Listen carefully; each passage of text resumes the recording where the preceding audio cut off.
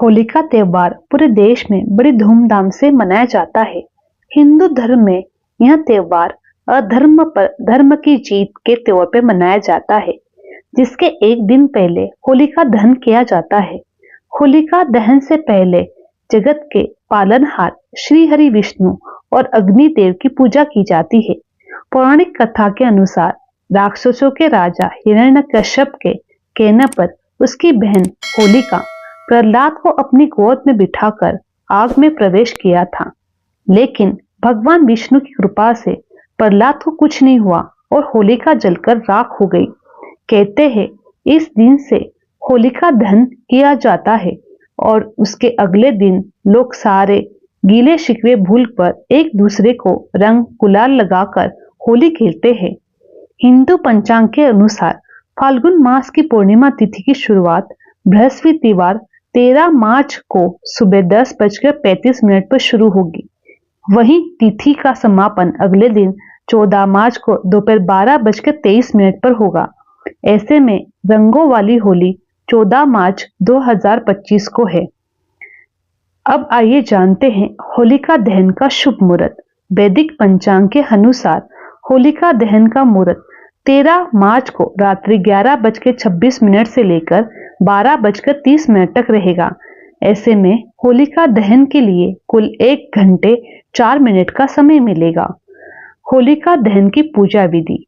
होलिका दहन की पूजा के लिए सबसे पहले गाय के गोबर से होलिका और प्रसाद प्रहलाद की मूर्ति बनाकर थाली में रख ले। उसके साथ में रोली, फूल, मूंग, नारियल, अक्षत, साबुत हल्दी, बताशे, कच्चा सूत, फल, कलश भरकर रख ले। उसके बाद भगवान शिव नरसिंह का ध्यान करते हुए उन्हें रोली, चंदन, 5 प्रकार के अनाज, फूल अर्पित कर इसके बाद कच्चा सूत लेकर होलिका की 7 परिक्रमा करे। अंत में गुलाल डालकर जल चढ़ाए। होलिका दहन का महत्व पौराणिक कथा से कई अधिक है।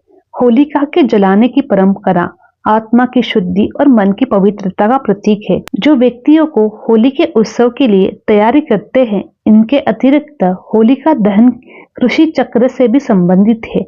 यह पर्व देवताओं को भरपूर फसल के लिए प्रतीकात्मक रूप से अर्पित किया जाता है और आने वाले वर्ष में समृद्धि और प्रचुरता का उनको आशीर्वाद प्राप्त करने की प्रार्थना करता है।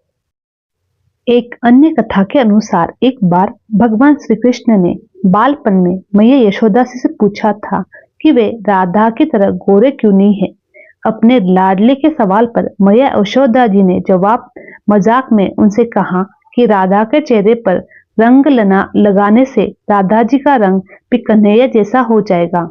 इसके पश्चात भगवान श्री कृष्ण ने राधा और गोपियों के साथ रंग वाली होली खेली थी। उस समय से रंगों वाला त्योहार होली निरंतर मनाई जाती है। अब आइए जानते हैं होलिका दहन के कुछ उपाय।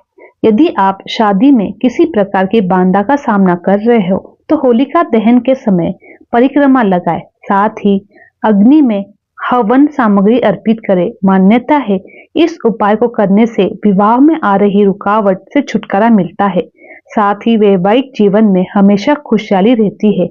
इसके अलावा किसी रोग से छुटकारा पाने के लिए होलिका दहन की आग में कपूर डालें। ऐसी मान्यता है कि इस उपाय करने से सभी तरह की बीमारी दूर होती है और मनोकामनाएं पूरी होती है। अगर आप लंबे समय से घर में नकारात्मक ऊर्जा का सामना कर रहे हो, ऐसे में होली की आग घर लेकर आए और उसे अपने घर में घुमाएं। माना जाता है कि होलिका दहन की आग से इस उपाय करने से घर में नकारात्मकता ऊर्जा का नाश होता है और सभी बाधाएं दूर होती